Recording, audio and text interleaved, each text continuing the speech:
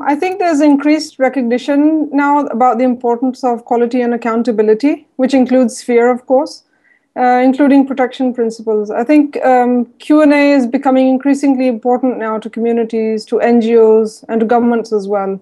I think this is a very healthy trend in our sector. Also, another trend that we see is increased investments in organizations on quality and accountability. This includes technical and financial, like, for example, dedicated, on Q&A. For example, now, if you look in organizations, including ourselves, we have dedicated people on monitoring, evaluation, accountability, and learning. We have accountability officers.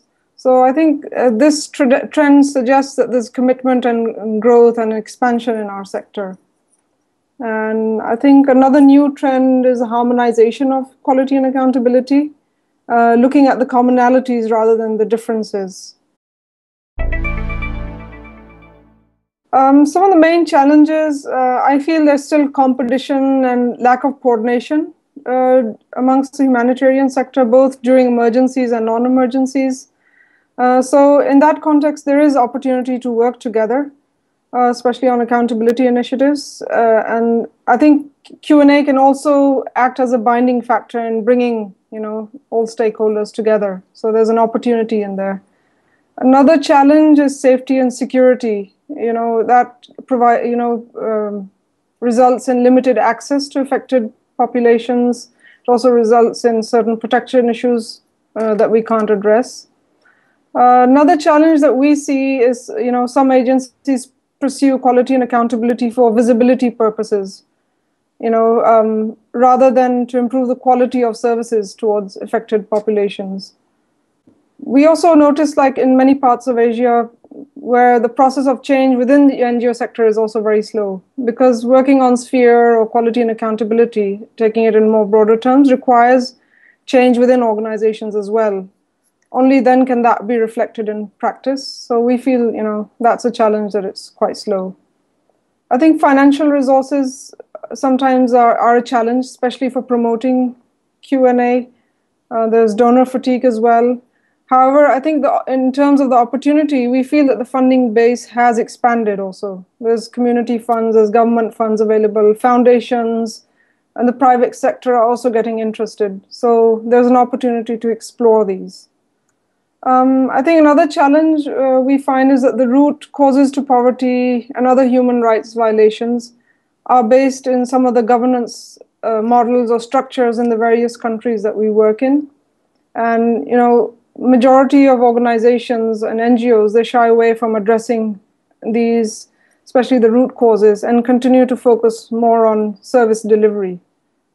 In terms of some of the opportunities, I think, there's a lot of opportunity to build the capacity on Q&A amongst a wider group of stakeholders. There's also opportunity to do some mainstreaming on Q&A, not just service delivery or capacity building, but also mainstreaming. I think on the one hand, it's good that, the various Q&A initiatives, they're looking at ways to harmonize and to collaborate further. So there's an opportunity there. But maybe how this would look like, in future needs to be thought through a bit more thoroughly. I feel that, quality and accountability would be one of the cross-cutting themes in many agencies in future, because I think more resources will be available, there'll be more awareness about it, and there'll be an increase in capacity. So it will become one of the cross-cutting themes. I think in future, NGOs will be more at the forefront rather than the international organizations, especially at the local level. So the presence of local NGOs will be much more stronger. I also feel in future, there will be more players in this sector, like the private sector, the military, government, etc., besides humanitarian organizations. So as a humanitarian organization or as a development organizations, we should be more open to embrace, these players and see how we can benefit from their presence and interest. I think the Sphere project has earned a lot of credibility with many actors in the humanitarian sector. and can play a major role in addressing the challenges and improving the quality and standard of our work with communities that we assist. In my experience, I feel that, Sphere standards are one of the most well-known standards as compared to the other Q&A initiatives. So there's a lot of opportunity for the Sphere project to play a more active and proactive role when it comes to addressing some of the challenges as well.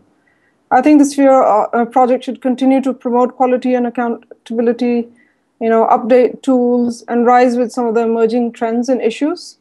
For example, e-learning that was launched, I think, was a very good initiative. So there may be some more tools and initiatives that could be launched, that support some of the existing contexts or the new trends that are coming in. For example, finding ways of reaching out to a wider audience, like I mentioned, the private sector, the media, even the government. I think it would be good if the Sphere project could mobilize a pool of Sphere practitioners that could contribute to this sector. I think this aspect is being worked on, but maybe it could be strategized and strengthened a bit more. I think also continue to strengthen promoters of Sphere standards. I think there are quite a number of agencies in the region, at least in our region, that support the Sphere project a lot. I feel the country focal point system and the regional partnership model is quite good. So that could be strengthened and expanded and replicated in different regions. I think one feeling I have is like Sphere, like many actors, and many of us, sometimes plays a bit safe. So I think in the coming years, it's good if the Sphere project can take a few risks as well, especially in the context of the harmonization of standards that is coming about.